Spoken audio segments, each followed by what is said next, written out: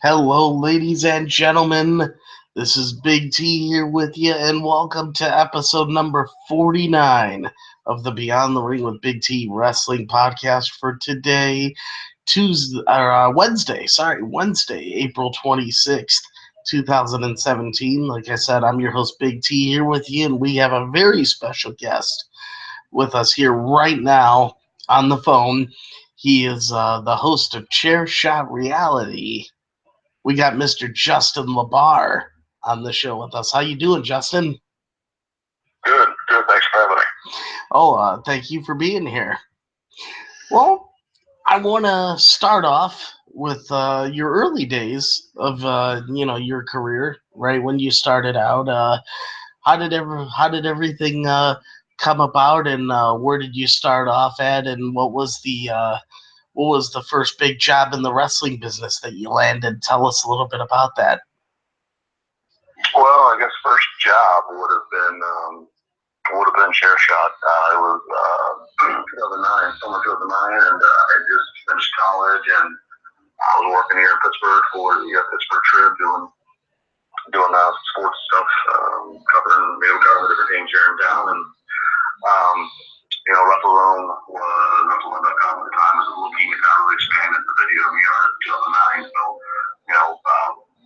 YouTube was exploding more and more, and everything was starting to become video everywhere, and they were looking for some video content, and I was put in touch, got in touch with them, and basically I had an idea for more and more talk shows were popping up. A lot of them were just audio based, for wrestling talk shows and such. And I thought, there's not a lot out there in the way of video, especially like well produced video. You might find some simple webcam stuff or something, but nothing that was really boldly produced. And I said, I just graduated and been working simultaneously. I was getting my degree, in television and had was gaining producing experience and editing experience and all that stuff. And I thought that I could probably put together, eventually, some kind of a video talk show, and then that's basically kind of what the pitch, the concept was, and it started. And it started at first. It was it was a job, but it was a free job. There was no money going into it, so we had to see if it was going to work and stick around before I remember wrestling. A lot of people always wrestling. It's not like a lot of wrestling, but it's it's part of a giant corporation. Has a big media company called Crave, who are based in Los Angeles, and they own like a dozen websites, and WrestleZone happens to be one of them. So the good news about that was not only does WrestleZone have a good distribution, it looks good, but if there's some money behind it, but you had to work to get to that money. So we started doing Chair Shot with one or two cameras, and it was real raw and real grainy. It really wasn't as boldly produced as as I knew I wanted to be in my head, but it just took time. And money, to get to that point. And after about a year, it was doing well. It was doing, a few thousand views, and we were consistent every week. And finally, WrestleZone started putting some money into it, just about enough, just a little bit, just enough to keep me encouraged on the long days of editing. It was really the basement operation of shooting and then editing, and then over time it just grew. More money got into it, and more money, and eventually we moved into a nice studio at Point Park University, which was my alma mater, and at the point now we are tomorrow we'll go to the studio and it'll be episode 361, so 361 weekends worth of filming, and now it's great. The whole crew, director, producers, and camera people, sound people, and not much editing needs to be done. Everything's cut live from the director. So all the camera shots are taken live, and it's been crazy how it evolved. And that was the first one that put in the map, and in the process of growing Chair Shot. Bleacher Report, eventually started working for them. Worked with them for several years, and left them right after they got bought by Turner Sports, just because I could see some business dynamics changing that I didn't really like, and wrote for the Pittsburgh Trib, and I got a radio show that was offered here in Pittsburgh, and so everything kind of just kept growing and growing, and that was all just in the coverage area and talking about wrestling. And then there's also, of course, the independent wrestling side of things, which gave me a whole other perspective and helped feed my opinions and my analysis, because I was getting some different exposure to wrestling than most of the other people that were talking about it on the wrestling websites had ever experienced. That helped me And I'll tell you, Chair Shot Reality. I always tune into Chair Shot Reality. I've been watching for I would say probably about 2.5, 3 years now, and it's a great show and very well produced. Thank you. Yeah, it's funny. We sometimes think about throwing out some of the very old episodes, some of the very beginning ones, and just to make people laugh. We really haven't done it, but I think it's something we're going to do here eventually. Is just kind of show some little snippets of how where it came from, just for an appreciation and a thank you to the people that that stuck by it. And now it's a whole different ballgame in 2017, and now it's it's released on WrestleZones.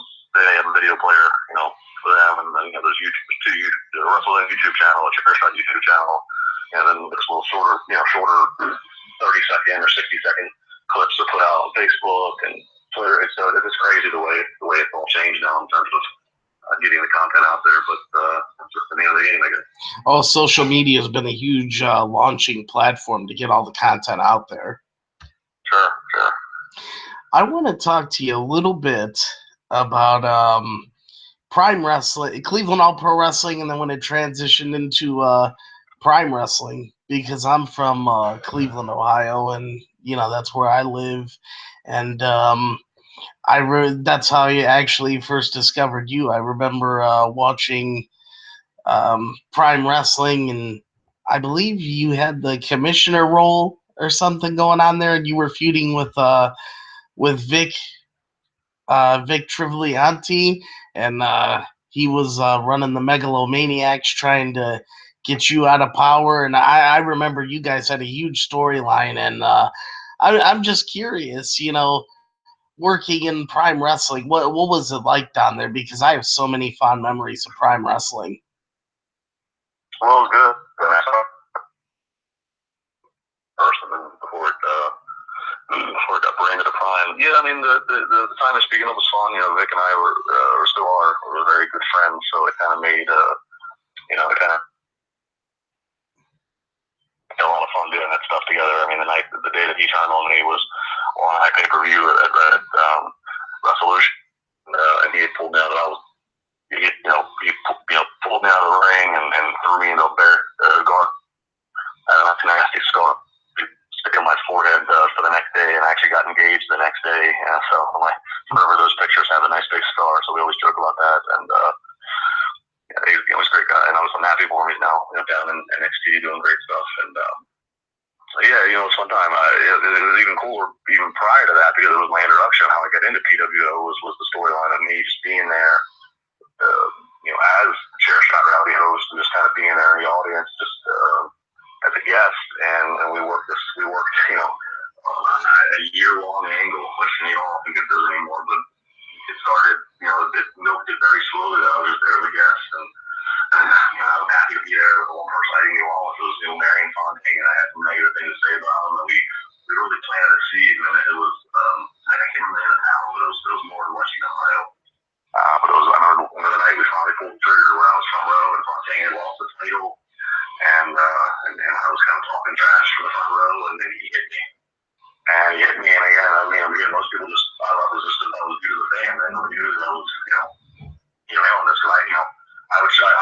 I'd be at the building earlier in the day to go over what was going to happen, but I would then leave the building. I come back and walk toward the fans. So, all I just already came to the backstage area and sat down. So, everybody had a belief that I was a ticket paying customer, and then it was a huge crowd. It was one of the largest crowds the company ever had, and he hit me, and the local cops that were there, everybody got in the middle of it, and they escorted me out. It was just an effective. I remember Raven, ECW legend Raven was at that show, and he was backstage, and we had a monitor backstage, and I remember coming back through, eventually they took me off, and eventually I got to be back with some of the guys backstage. They were saying how Raven was like a pretty crazy and well-executed storyline, and for Raven, who's done some crazy stuff, it was kind of a cool compliment to get. So, and that then led and built all the way up to Resolution. It was me managing Kevin Nash, and I brought Kevin in, who I was legit at that time doing a lot of stuff with in the wrestling world, and so I brought him in as my secret weapon, and he teamed with Aaron Draven and went up against Fontaine and a guy named Brody Lee, who everybody now that was the main event on iPay-per-view for Resolution, and and then that then segued into them bringing me back, which I thought was a compliment, because originally it was just going to be for that angle. I thought it'd be done, and then the company was nice enough to say, hey, we think we need an on-air commissioner, and they brought me back, and then of course I did the stuff with it, and it was a lot of fun while the company lasted. Unfortunately, it didn't, and some things went on that stopped it, but it was great. It was a great learning experience, and then I ended up moving over here locally where I'm at now in Pittsburgh and working with IWC Wrestling, which is one of the longest running companies in the history of independent companies. Been around for 16 years now, and CM Punk, Dan O'Brien, Cesaro, literally everybody you can think of, went through IWC and held titles, so it's another great company to work with right now. It sounds like it has a very rich history. Yeah, it does. We have our Super Indy title, which is probably the most famous title. Like I said, every year, every June is a Super Indy tournament, and like I said, Colt Cabana's won it, and Punk's been in it, and Bryan and Cesaro, and a lot of guys, a lot of guys have gone to. I got to know Luke Gallows several years ago, and Gallows and I started doing stuff together. He even said to me, he's like, man, when I started out, he grew up in Western Maryland. He said, man, when I was just starting out in the Indies and I was trying to get whatever experience I could, I used to call IWC and always try to get myself booked into those tournaments and booked on those shows so I knew how good they were, and it was cool because not long after we had that conversation, we ended up getting to bring, I brought Gallows in for an IWC show and managed him, I was a Bullet Club member for the night, and it was fun. So it's really got a great history and great fan base. So. Well, Justin, I want to ask you another question, one more question while we have a little bit of time here. And just curious, this is something I usually always end with the guests that come on the show. And right now it sounds like Chairshot Reality is booming. It's it's succeeding, it's growing, it's getting bigger and better. What I'd like to know is what is in the future for Justin LaBar, and what is your main goal on what you hope to do in the pro wrestling business? It's hard to predict what's going to happen. I learned it's every year is just crazy with the growth and things that happen, honestly, everybody's in the wrestling business. Everybody's goal usually is something with WCW just because it's the top of the industry. I've been fortunate to work around WWE a lot, and I have had conversations with them over the years. I've had full interviews. They brought me down to Orlando, and I got to tour the Performance Center and go backstage for NXT, and it was that night that I got to meet with Triple H a little bit. I had my talks, and I kind of started to learn more and more about if I was ever to make it there, what my role would be there. Right now is not really the right time for them or for me, which is fine. I'm going to be 30 this year, despite people getting a little older. My hairline would tell you otherwise, but I got a lot of life, a lot ahead of me, and I've gotten to do a lot just in the last 8 years. So, WWE's always going to be a goal in mind when everything makes sense to be there. But at the same time, if and when, if I ever go there, I have to stop everything else I do. I can't do Chair Shot. I can't do my radio show. I can't do IWC Wrestling. I can't, throw the Kevin Nash WrestleMania party. I can't help, throw that party every year, wherever Mania is. I can't, do a funny skit like we did a few weeks ago with Adam Cole. I can't do that stuff if I was ever to make it to WWE again. That's an if. So I'm not necessarily a rush. I'm just kind of enjoying what I'm doing here. I'm always looking for fun opportunities. I'm always looking to network and learn more. And every IWC show, every wrestler interview, every drink at the bar, every experience is learning. I learn more and more about the business and where it's been, where it's at, where it's going. So I'm just kind of happy with all the properties I've built up and what's going on. I'm happy just to do that. I'm happy to do interviews like this. So that's kind of weird. I don't really have any kind of timeline right now. I don't really operate that way. I kind of just take things as they come. Hey, that's the best way to do it. Just take it as it comes. And I gotta tell you, I wish you the very best of luck, and I wish you all the success on your journey that you're pursuing right now. And I want to take this time to give you the floor to say if you have anything on social media that you'd like to promote, or anything upcoming that you like to promote, or things with Chair Shot Reality that you like to promote and tell the fans. Go right ahead. The floor is yours. Well, yeah, I mean, I would say the best place to find me is Twitter, at Justin LaBar on Twitter. That's kind of like the home for everything I have, all my links, all my thoughts, everything there. Chair Shot Reality videos. There's usually 3 or 4 videos every single weekend, between Friday and Monday, or Friday and Tuesday. You can go to WrestleZone.com and click on the WZ TV tab. You can go to Chair Shot Reality's Facebook or their Twitter, or you can go to YouTube and type in Chair Shot Reality. So you can really can find it just no matter where you go. It's no matter whatever works for you, and you can subscribe to the channels or what have you. That's every weekend. Every Wednesday I have my audio podcast, which Chair Shot's a little bit more shorter form in terms of 4, 5, 6 minute videos, and I'm debating with some of my co-hosts. My audio, my radio show is an hour long, and it's a little bit more. I'm a little bit more revealing. I can talk a little more freely about what's going on, or a conversation I might have had with a wrestler, or some thoughts. And just had Kurt Angle on 2 weeks ago there talking about his Hall of Fame week. So there's that every Wednesday. That's called Wrestling Reality. You can go to iTunes or any audio platform and search for it, and again, you can subscribe.